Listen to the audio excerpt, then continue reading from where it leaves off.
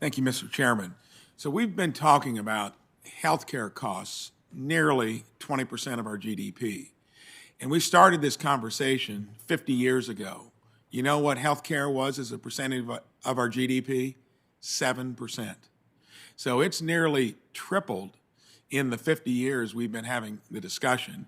And then you hear testimony that what we do through SNAP, through some of our nutrition programs here in the government, might actually be adding to the issues of good nutrition, because mostly what gets into diets would be probably highly processed food that may be inexpensive, but would have empty calories. So what a dilemma we are in. I've got this question for Dr. Rashidi and Mr. Stover, that what do we do to get the healthcare system to turn away from remediation to prevention, number one? And then what do we do through the USDA, the one or two things that might be most salient to where we start actually recommending food that's going to help solve the problem, not exacerbate it? Start with Dr. Rashidi. Sure. Thank you for the question. I'll address what our federal nutrition assistance programs can do, namely SNAP. I think the two main things that could happen in SNAP that could make a big difference is, one, to implement restrictions on what can be purchased with SNAP dollars. I think starting with sugary beverages is a very good step.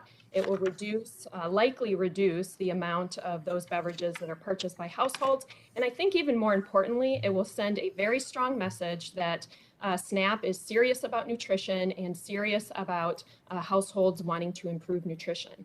I think the second thing then that the USDA could do within SNAP is to leverage the restrictions with increases in funding for incentives to purchase fruits and vegetables. I think the combination of those two, so reducing the amount of money available for sweetened beverages, increasing the amount of money available for fruits and vegetables, can start to change the calculus and might actually increase access to those products in neighborhoods that are low income, because there will be more money to purchase them. Dr. Stover.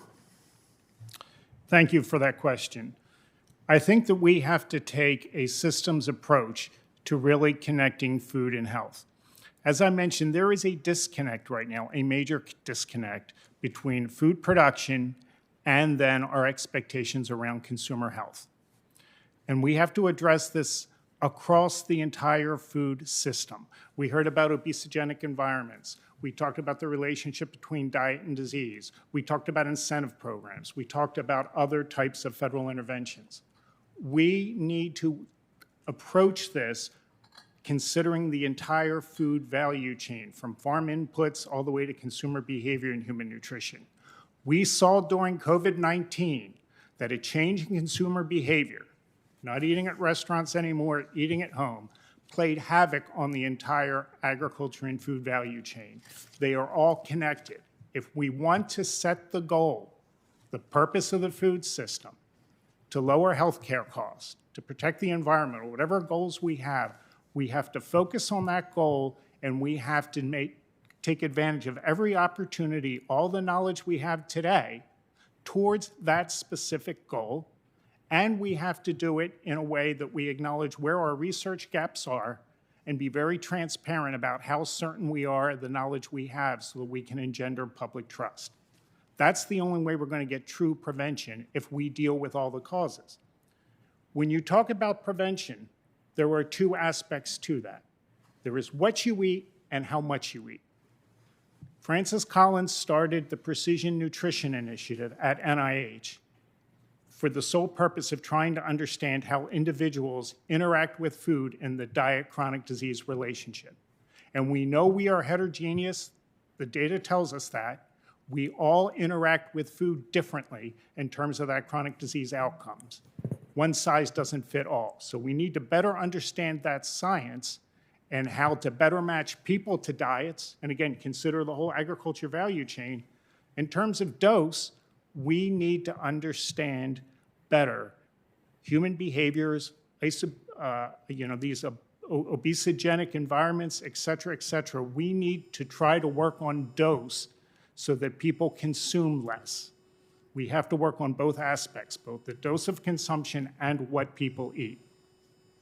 Thank you. And real quickly, how important relatively is it that the AMA would lead on this as opposed to trying to force solutions through government that always is a little trickier? Why are we not hearing more in credentialing and so forth to where that ounce of prevention being worth a pound of cure? To me, if that happens at where the rubber meets the road, we actually start seeing things cascade in a favorable way. How important is it that the AMA get on board with this? For years, and as president of the American Society for Nutrition, we spent a lot of time trying to focus on getting more nutrition into medical education. That's a tremendous challenge because every professional society wants more of their type of education in the medical degree. At Texas A&M, and we have a paper coming out on this, we are encouraging combined programs of nursing and dietetics. It's nurses who are the frontline healthcare workers who see every patient, especially in our disadvantaged communities. We need to have those frontline workers have that nutrition education because there simply aren't enough dietitians in these healthcare facilities to educate about nutrition. And at the same time, we need to expand what we do in the land-grant system through extension. People trust us. People trust the information that we give them. We have community health programs. They have not kept up in terms of funding with the growth of population and the diversifying of the population. We need to take advantage of our extension system as well. Thank you.